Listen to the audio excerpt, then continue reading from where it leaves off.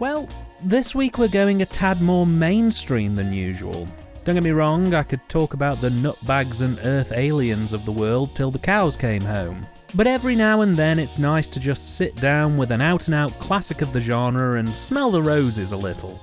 That's why today we're going to be taking a look at 1975's Shivers, also known in some parts of the US as They Come From Within, a standout sci-fi horror movie that has the distinction of being David Cronenbergs' first full feature production. I don't think I really need to go too much into Cronenberg's history with cinema here. Well-versed members of the audience will already be well caught up on his history, but for the few people who may be new to his work, Cronenberg is a Canadian filmmaker whose work helped define and solidify the body horror subgenre. A subgenre of horror and science fiction that usually involves some form of bodily transformation, augmentation, mutilation, or modification. And over a career that spanned well over 45 years, he's arguably one of the biggest influencers of contemporary horror. Whether it's stunning visuals in the form of Videodrome, the cryptic symbolism of scanners, or the next level use of practical effects in his adaptation of The Fly, when you're watching a Cronenberg movie, you know more often than not that you're going to be in for a more than interesting time. And Shivers, as mentioned, was his first foray into feature filmmaking. He wrote and directed this. He had done some short films before this, a handful of which were released on Blu-ray a few years ago by Arrow Video, but if I'm being honest, they felt like student films, which, well, they were. They were overly dry, overly long, and while there were germs approaching a good idea there really wasn't enough to outright love to make me hang on to the set, and it found its way up on eBay shortly thereafter. So, is Shivers an improvement? Well, yes. Yes, it very much is. The film predominantly takes place in the very chic Starliner apartment complex, a freshly opened, self-sufficient residency that's located on a small island closed off from a larger city. The residents here have it all: supermarkets, swimming pools, golf courses, a doctor's surgery, and dentists. If you think you might need it, the Starliner staff will probably be able to supply it. But all is not well in Starliner Towers. One of the residents, Dr. Emil Hobbs, has been working on a genetically modified parasite. While initially working on research that would allow parasitic creatures to replace the functions of failing organs in humans, his attention has instead turned to ridding the world of inhibition. He effectively wanted to create a parasite that was part aphrodisiac and part venereal disease. The idea being that if everyone loved each other, then war, conflict and sadness would all become a thing of the past as the human race slipped into a parasitically led orgy that would come to dominate the species.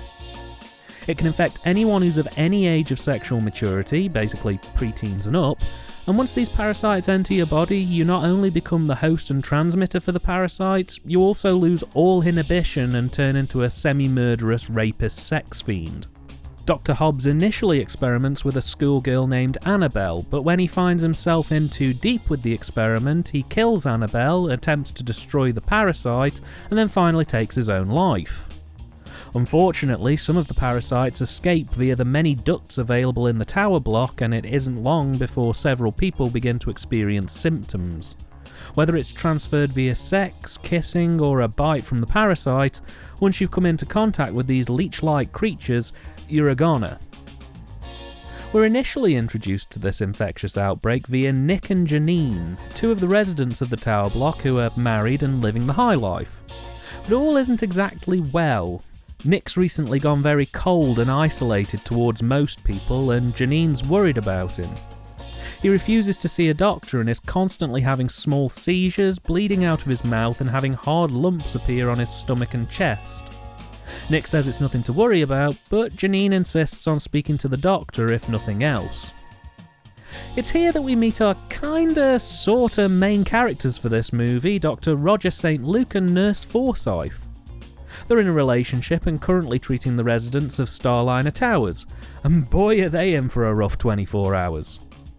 Roger sees Janine and offers to drop by their apartment to check out Nick. Janine later goes to see her friend Betty, who tries to reassure her about their problems. It's here that things really start to fly off the handle, as the parasite attacks a woman in the laundry room and Nick's infection produces several leeches that escape the complex via pipes of the tower block. Things begin to quickly spiral out of control. Roger calls for outside help in the form of his friend who'd worked with Dr. Hobbs, and he suggests swinging by the tower block with some topical treatments in an attempt to find a way to remove the parasite without killing the host. This all comes too late, however, as the number of infected begin to skyrocket. With everyone susceptible and no one safe, the residents have to hunker down and avoid getting the horn before the horn gets them. I'm sorry, that was terrible. I'll see myself out. I think it's a fair criticism to say that Cronenberg's work can be an example of slow burner cinema, to put it charitably. His work isn't known for being the most fast-paced or flashy. He likes to take his time to craft a world and a narrative before getting into the gorier, fleshier details.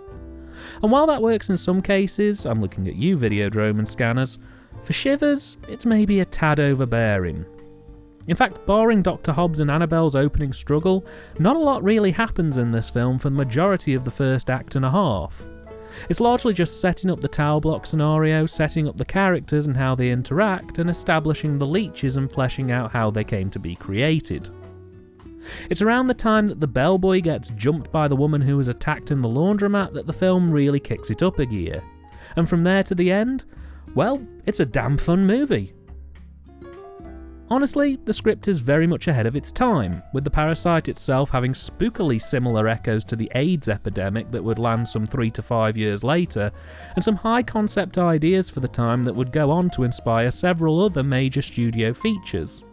It was on this rewatch that I found myself amazed at how many similarities could be drawn between this movie and Dawn of the Dead in terms of setups, character types, tones and themes. Both films effectively deal with an isolationist view of an outbreak that turns people into monsters and how humanity internally deals with itself when the monsters are your own friends and family. I mean, Shivers may not necessarily go down the commercialisation route that Dawn does, but some of the similarities between these two are frankly undeniable.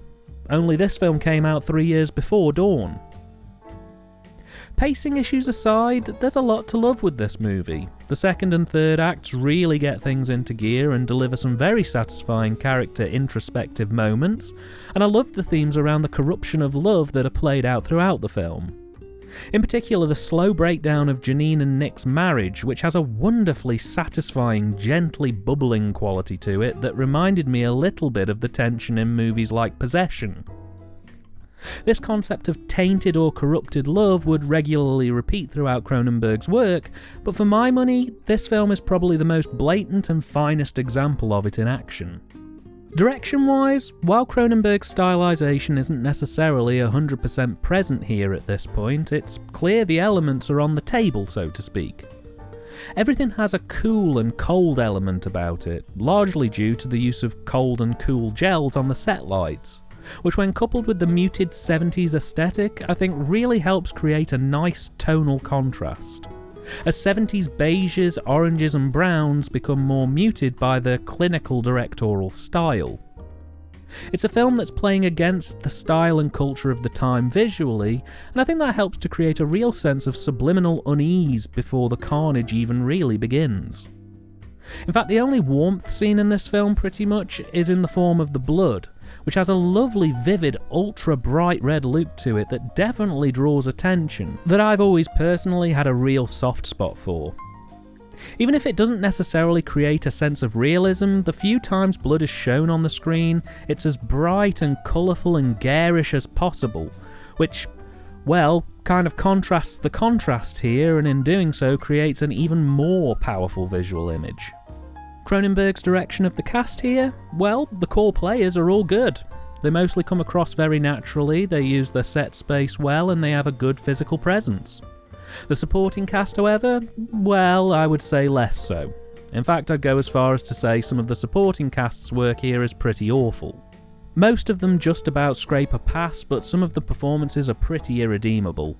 Like the lady who gets attacked in the laundromat, or in particular Joe Silver's turn as Rollo, who, in the first act where he's playing Dr. Rogers' friend, had a pretty decent run before throwing it all away with one of the worst on-screen attack scenes I've seen in a very long time.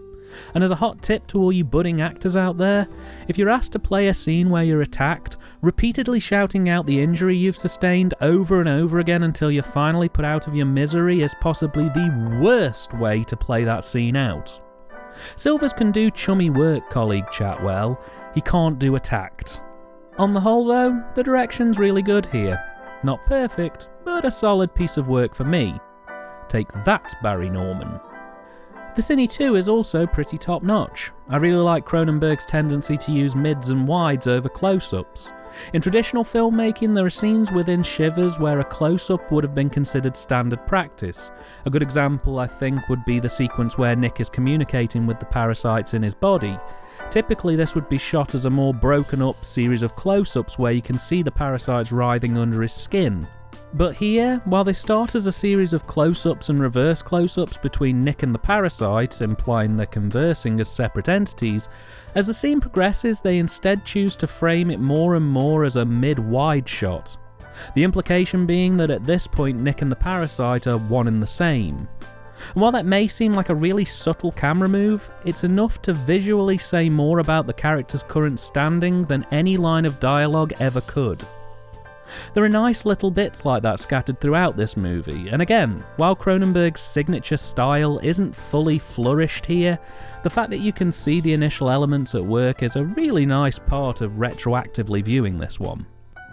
I've touched on the performances, but I would like to say that while I personally don't think the acting in this one is the greatest in the world, in fact if I'm being honest with myself I'd say it's pretty fair to middling, the quality these actors put out for a writer-director's first-time feature is noteworthy. You get the sense that everyone is trying their best, even if their best isn't particularly great, which I think is a testimony to Cronenberg as a director. Of particular note, I have to mention Susan Petrie as Janine, who well and truly fills the role of a woman on the brink of a marriage collapse perfectly. She's angry, confused, upset and doesn't know what to do or who to turn to, and she's easily the best performer in this film for my money in terms of believability.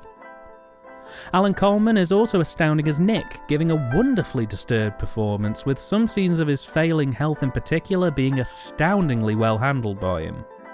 While he may not really get a grand moment to really dot every I and cross every T on his character, whenever he was on screen he had a quiet menace that was almost palpable.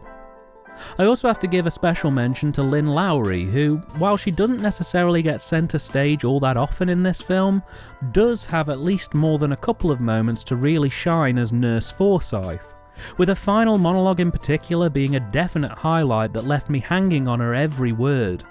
She's really fantastic. Finally, the soundtrack, and it's short and sweet from me, you've got a winner here. While it isn't one I'd necessarily listen to outside of this movie, the use of minimalist electronic ambience and a limited set of string and woodwind arrangements used sparingly throughout the film really helps create a totally unique atmosphere for the time. Quite a few scenes are largely held in silence to again help create that clinical and distant feeling. And when the ambient music does drop in, it does so almost as a means of bursting the bubble that the audience has enveloped themselves in. It's also a soundtrack of strong contrast, with harsh, more horror-driven tones contrasting with softer, more melancholic pieces.